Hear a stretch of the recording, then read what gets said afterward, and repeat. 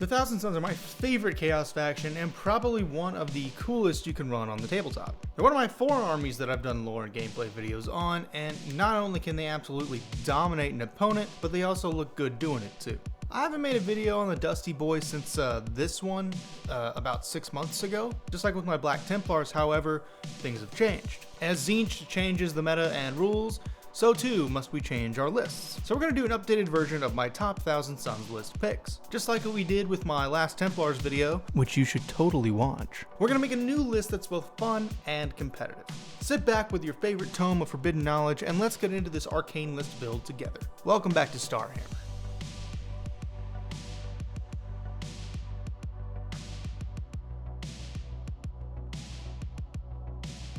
As a reminder, 1650 has been the sweet spot in points for my pod. We usually play 3-person games, and that points amount lets everyone run a fun, competitive list with enough wiggle room to do what you want, but also force you to make choices between favorites. However, with 1000 Sons, I wanted to go a bit bigger. So we're going to do a 2000 point list, and towards the end of the video, I'll show you how to convert this list to 1650 in just a few easy steps. The list I'm going to build here is actually super simple, and it's really fun and gives you enough oomph for that competitive edge. I'm also going to assume you know how to play already, but if you don't, go watch my how to play video, which will pop up in a card here and at the end of the video. We're going to be running the standard index detachment, giving us our kindred sorcery abilities we'll choose at the start of each of our command phases. There are 3 to choose from, each giving lethals, sustained 1, or dev wounds to all your psychic attacks. This list seemed to do really well with lethals most of the time, but it's ultimately up to personal preference and the circumstances on the field. We also need to add up all our Cabal points to help us cast those juicy rituals. This list at full strength will net you 15 Cabal points by default, or 16 if using the Athenian Scrolls enhancement, and the Wielder is in Battle Shocked. So let's start off with our characters. We're going to have Ahriman on a Disc of Tzeentch, 2 Exalted Sorcerers with enhancements that we'll get into in a second, and Magnus. Ahriman is the chief librarian of the Thousand Sons Legion and the guy responsible for turning all their Astartes into mindless automatons made of dust. In the game, he serves a utility role that more than makes up for his hubris at 150 points. On a disc, he has a crazy 10 inches of movement if you run him alone, which I strongly advise against. He's got 6 wounds as well and a 4-up invuln, but besides that, he's a pretty normal dude as far as stats are concerned. For ranged weapons, he comes with an Inferno bolt pistol and a psychic stalk. The pistol is really only good for shooting in melee, God forbid it comes to that, but his psychic stalk is an okay weapon, giving you psychic and precision. In melee, you've got the Black Staff, which is a psychic weapon, allowing you to get your detachment buff in melee, which is actually pretty solid. With so few attacks though, it functions well with the sustained 1 buff. He generates 3 Cabal points and adds 1 to the wound roll while leading a unit each time an attack is made with his Rubric Lord ability. Arch Sorcerer of Tzeentch lets you cast a ritual for free once per battle, but is restricted by other factors such as range and whatnot. Next up, we've got 2 Exalted Sorcerers at 110 and 130 points. One being more expensive because he's got the Athenian Scrolls enhancement, which generates an extra Cabal point if that guy isn't Battle Shocked. These are pretty standard character stats for Space Marines, nothing too fancy. For range, you gotta pick between a bolt or plasma pistol and a flame pistol.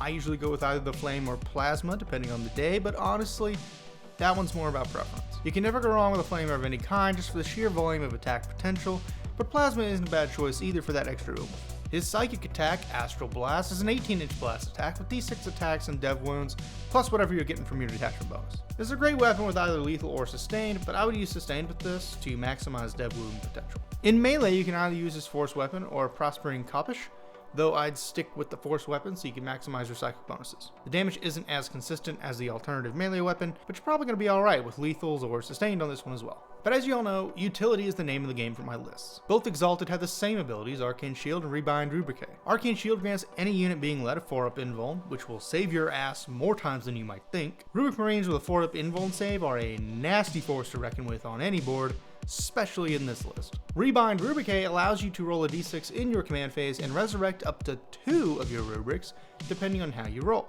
Do be careful not to roll a 1, as doing so makes your sorcerers take d3 mortal wounds. Losing sorcerers is a heavy blow to any T-Sons list, as being able to cheese out Cabal points and our associated abilities is a key tactic. Finally, you've got the Crimson King himself, Magnus the Red at a staggering 465 points. Hey Colin, that's a lot of points. You're right, Warhammer nerd, but it's for good reason. Magnus is an absolute freak, probably one of the best units in the entire game. He's got crazy stats with a 14-inch movement, 11 toughness, 2-up save, 16 wounds, 5-up leadership, and 6 OC, topping it off with a 4-up invuln save. He's a demon primarch after all, and he must be selected as the warlord for your army. Under ranged weapons, we have two 24-inch psychic attacks, Gaze of Magnus and Tzeentch's Firestorm. Gaze has a pretty solid 3d3 attacks with a 2-up to hit, 9 strength, 2 AP, and 3 damage with dev wounds on top of your detachment bonus. This is a great attack to use against light and medium vehicles and heavier infantry, especially ones that have that 4-up invuln save like Blade Guard vets or something along those lines, as the dev wounds get around those pesky invuln saves and will often one-tap a model. Firestorm's a blast attack, giving you a whopping d6 plus 3 attacks, plus any extras you might get for targeting large blobs. This attack works wonders against Necrons or Tyranid bricks, as you get a few free attacks for targeting such an eyesore on the board with the blast keyword. 2-up to hit, strength 5, so it wounds on a 4 or 3 usually against most infantry. AP 1 and 2 damage, which is often enough to smack dead quite a few infantry models. Magnus is actually more dangerous in melee than he is at range, and with that high mobility and deep strike capability, it's not too hard to get him into melee range. You got 2 attack profiles to choose from, both benefit from the psychic bonus. Strike option is 7 attacks, 2-up to hit, 16 fucking strength, AP 3, and 3 damage. Oh, and it has dev wounds. I don't think I need to explain that this is what you want to use against knights, other primarchs, tanks, or anyone you just really don't fucking like, because this is an absolutely disgusting melee attack that's going to ruin someone's day really darn quick. Combining this with lethals or sustained, and it is a nightmare to deal with. The sweep profile is a little bit more tame, no dev wounds or anything like that unless it's from your detachment bonus, but this one works super well against large blobs or tougher infantry, and is great at clearing a point. With 14 attacks, 2-up to hit, 1 AP, and 1 damage, this is best combined with Sustained 1 for maximum effect. It also isn't too bad against light vehicles either, but I found it's much more effective in dealing with pesky defensive units, because most of the time, they'll crumple under the stupid amount of attacks coming their way. Magnus generates 4 Cabal points and has 2 fantastic abilities. Lord of the Planet of the Sorcerers is a 6-inch aura ability, allowing Thousand Sun sorcerers within range to add 1 to their hit and wound rolls of their psychic attacks. Crimson King splits off into 3 sub-abilities that you pick at the start of each round. Impossible Form subtracts 1 from the damage characteristic of any attacks to get through. Treason of Tzeentch lets you pick an enemy unit within 24 inches and give their ranged weapons hazardous, very effective crowd control, and Time Flux lets any Thousand Suns unit within 6 inches add 2 to their move characteristic. Magnus is just all around fantastic. I can't sing his praises enough. His deep strike capability is useful, but use it with caution. You'll get more bang for your buck if you just have him on the field supporting your Rubric Marines. He will be the target for your enemy on turn 1 though, so be sure to keep him obscured and take advantage of ruins and forests to keep him protected. Let them come to you, which they always do, because they want to get in range and bring him down as quickly as possible. I don't blame.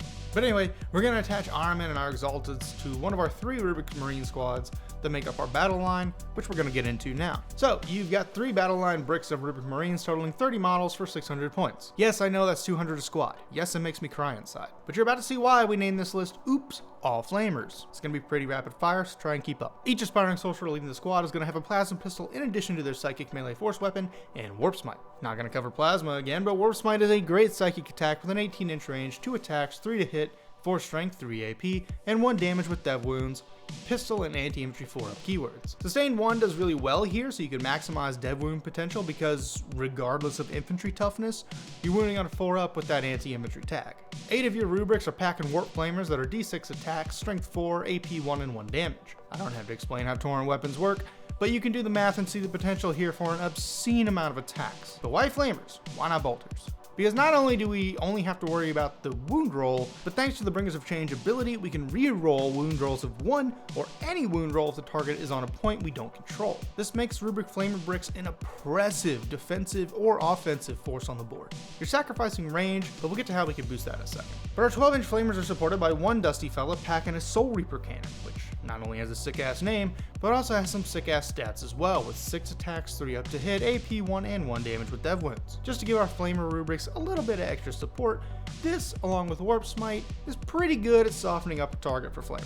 Rubrics can also run an Icon of Flame, giving every crit wound on the wound roll an extra AP. So you could actually get a pretty good chunk of AP2 Flamer wounds going through on a target with those rerolls. Every single squad is packed in the same loadout, and let me tell you, Rubric Flamer bricks are mean. Even against light vehicles, the high amount of attacks plus that extra AP is great for pinging HVTs to death. It'll also make any melee units think twice before bum rushing you, as you can overwatch and not have to worry about that 6 up to hit restriction. And even just re-rolling the ones can make or break it on wiping an infantry unit off the board, which these guys are kitted out specifically to counter infantry. They're good all around and will totally wreck weaker infantry units like Guardsmen, Eldar, and even Space Marines. Next on the list we have a Mutalith Vortex Beast at 160 points. Like Magnus, he's a staple of any good T-Sun's list, not just because he has pretty good stats across the board, but because of his ability, which we'll touch on in just a second. He moves pretty quick with 10 movement, 10 toughness, an average 4 up save, chunky 13 wounds, but only 4 AC, topped off with a 5 up in bull.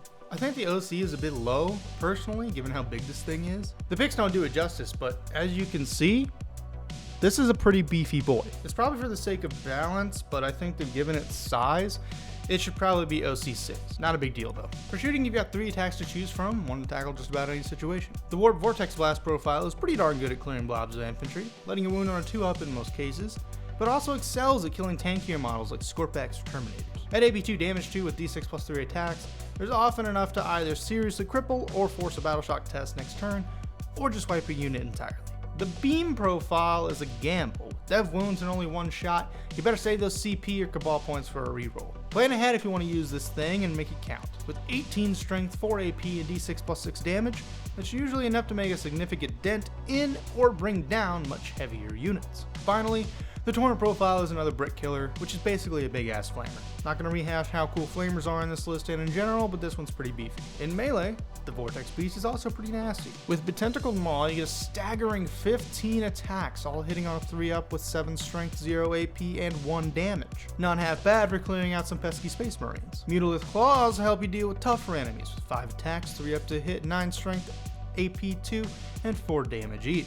Just a few of these getting through is enough to body a light vehicle like an Impulsor, or killing tougher infantry units such as Scorpac Destroyers or Talos Engines. Vortex Beast also has a 5 up Feel No Pain, allowing you a little bit of potential for shrugging off wounds that get through.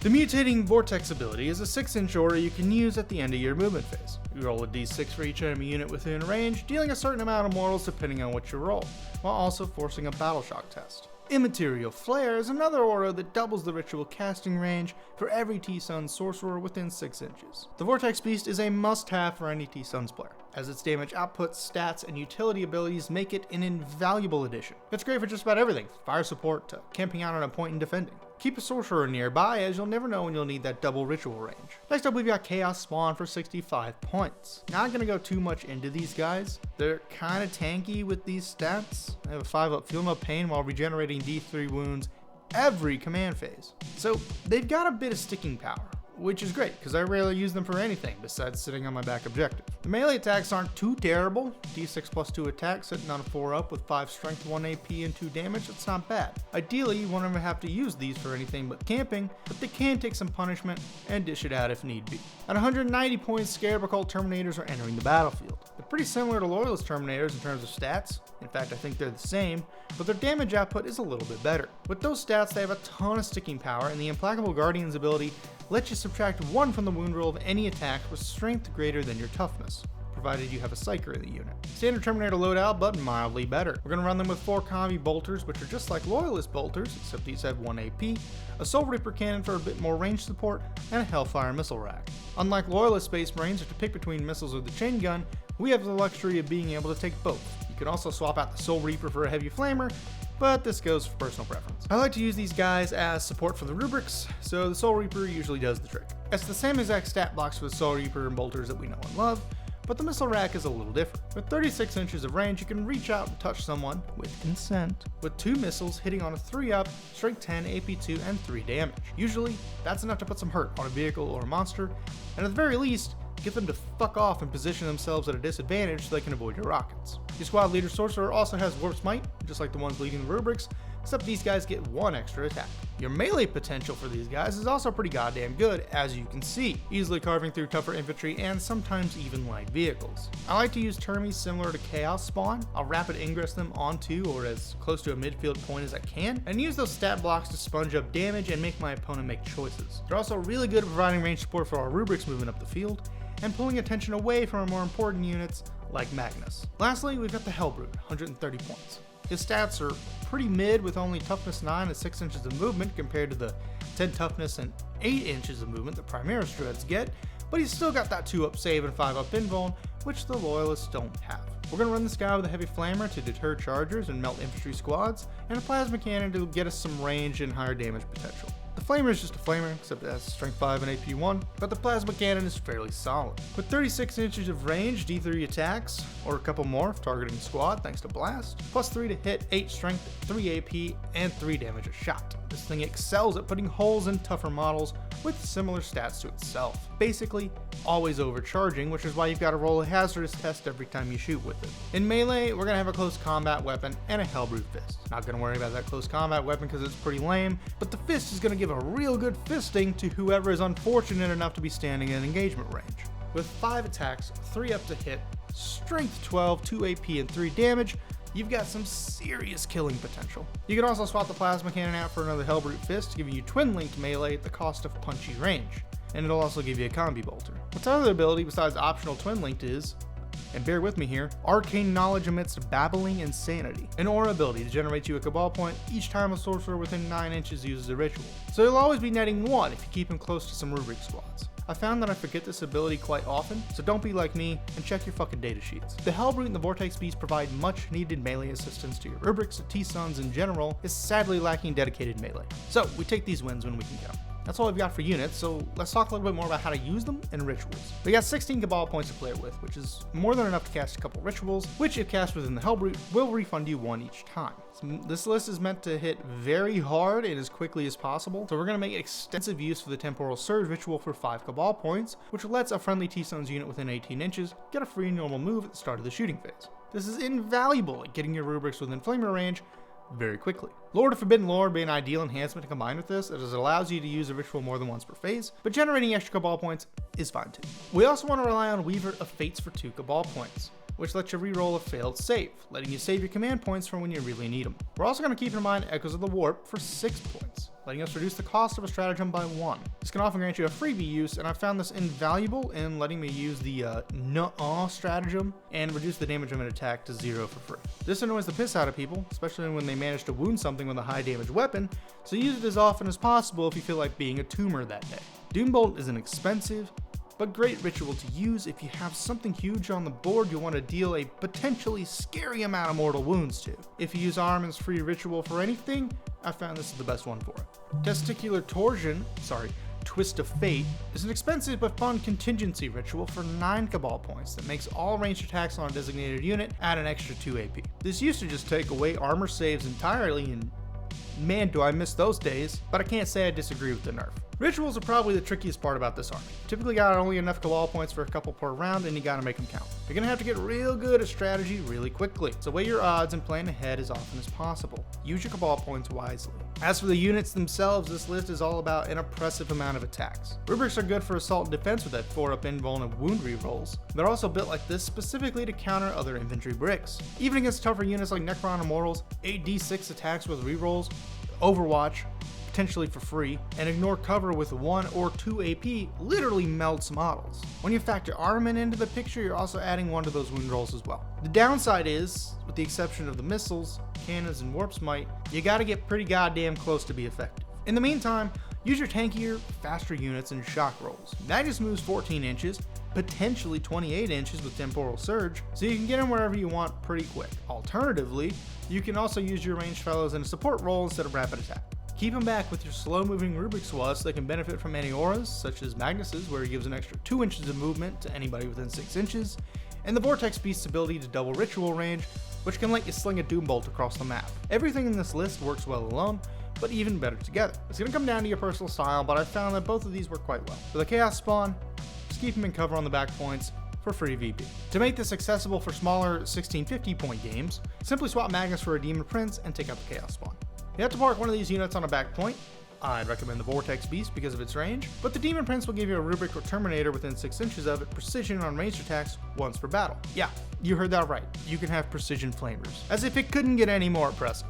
It also gives T-Sun's units within 6 inches stealth, meaning your opponent is going to take a -1 to hit whenever shooting at your boys. The Demon Prince also has pretty good range to melee attacks, as you can see here, and a solid stat block in general. This 1650 list will get you around 14 Cabal points, or 15 if the enhancement guy isn't battle shocked. Still plenty of points to work with if you keep the Helbrute close to get a 1-point refund.